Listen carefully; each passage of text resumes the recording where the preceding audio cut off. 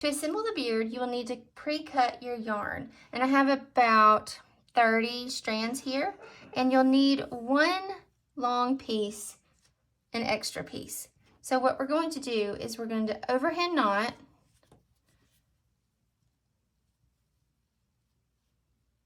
this piece here. And what it's going to do is hold all of the yarn that will go under the nose. And I'll explain that as we assemble it. But what you can do is you can put this here and you can tape it if you want to work on a solid surface, or you can just, work on it in your lap, whatever. But what we're going to do is we're going to use this knotted loop to go under the nose. So take your pre-cut strand and fold it in half. Take the middle loop and pull it. You can use your fingers to do this. If you don't have a hook, pull it through that loop. And then you're going to pull it taut.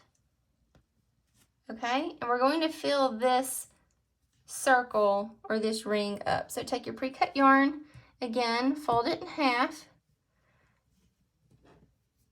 and you're going to work with the center loop here. Take your fingers or your crochet hook and go under and into the ring.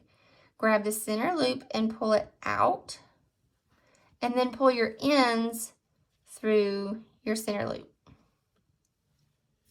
And then tighten it. Now let's do it without the crochet hook so you can see it's still just as simple.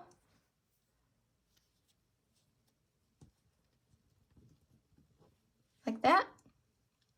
Take your loop, pull your ends through, and tighten it. Now go ahead and completely fill up your ring, and then it will be ready to assemble under the nose. When all of the strands are looped through like fringe, this is what it should look like.